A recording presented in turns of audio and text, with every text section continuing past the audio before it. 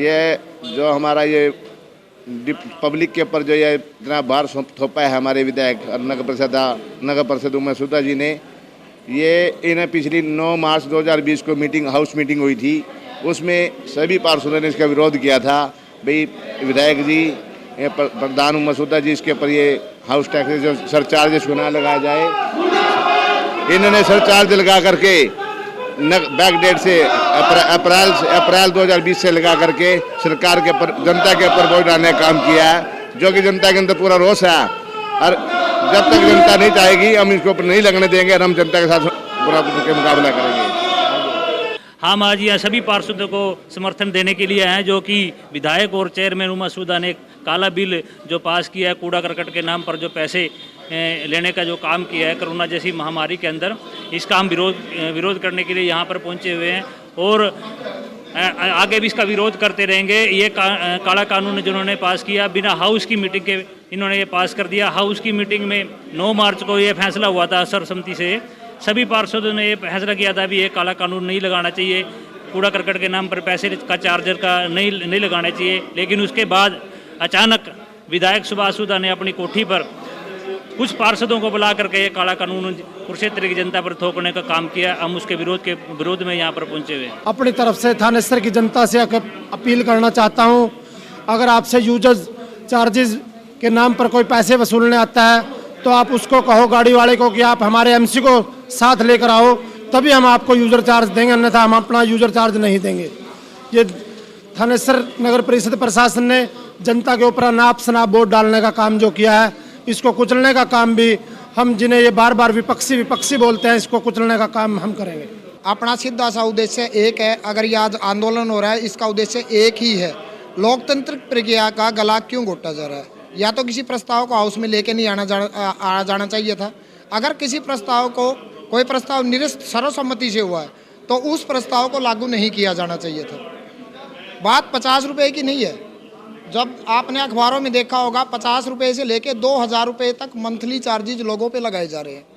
Central government के द्वारा, हरियाणा सरकार के द्वारा लोगों को अनेक तरह की रियायत लॉकडाउन में दी जा रही है, परंतु बैकडोर से मई के महीने में अप्रैल माह से लागू करना गलत है। जहां तक हमारा बस चलेगा, जब तक हाउस में इस प्रस्ताव को लाके पास नहीं करवाया जाता या निरस्त नहीं करवाया जाता, तब तक हम इस पे जितना हमारे से बन सकेगा शहर की जनता के लिए संघर्ष करते रहेंगे। और मैं तो शहर की जनता से भी प्रार्थना करना चाहूँगा कि वो भी जिस तरीके से भी इस चीज़ का विरोध कर सकते हैं उस तरीका का विरोध करें। हमारा उद्देश्य सिर्फ इतना है कि लोकतंत्र का गला ना घोटा जाए, लोकतांत्रिक प्रक्रिया अपनाकर इस प्रस्ताव को फेल या पास करवा जाए। धन्यवाद। 9 मार्च को मीटिंग हुई थी। 9 मार्च को भी जब मीटिंग हुई, वो भी बुलाई नहीं गई थी, हमने बुलवाई थी, डीसी साहब को मिले थे। तब भी ये इन्होंने एक प्रस्ताव लेके आए थे। जो प्रस्ताव लेके आता है उसमें सहमति बनती है, और सहमति जब बनती है उसी को पास किया जाता है। इन्होंने क्या किया, घर पे बैठ के अपने पास करवाते हैं। और ये लूट और झूठ की ये फैक्ट्री है जहाँ पे आप खड़े हो। ये नगर परिषद नहीं है, लूट और झूठ की फैक्ट्री है। यहाँ झूठ पहले बोला जाता है, झूठ बोल के फिर इसको लूटा जाता है।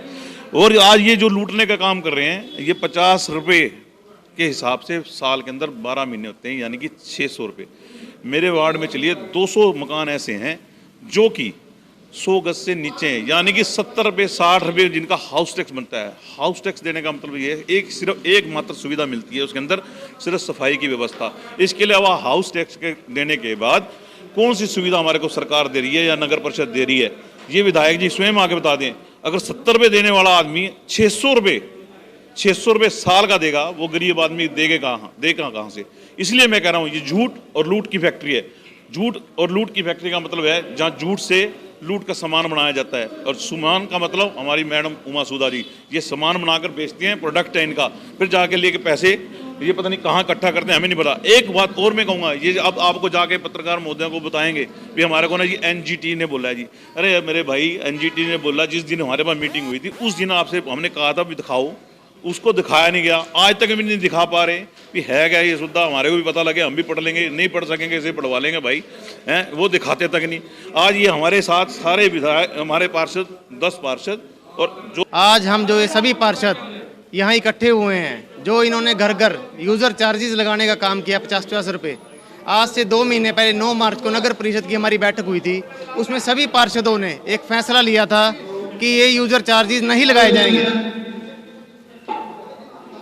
सभी पार्षदों ने ये फैसला लिया था, ये यूजर चार्जेस नहीं लगाए जाएंगे।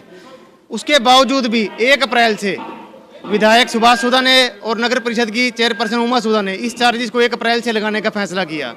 कहाँ तो कोरोना महामारी में लोगों को निजात देने की बजाय लोगों पर ये काला कानून थोपने का काम किया। उसी काले कानून के विरोध में आज सब हम नगर परिषद थानेसर में इकट्ठे हुए हैं। जब तक ये काला कानून के खिलाफ ये कैंसिल नहीं होगा, सुभाष सुधा और नगर परिषद की चेयरपर्सन उमा सुधा इस काले कानून को वापस नहीं लेगी, हम सभी पार्षद और 31 वार्ड के गणमान्य लोग इकट्ठे होते रहेंगे। जय हिंद, धन्यवाद।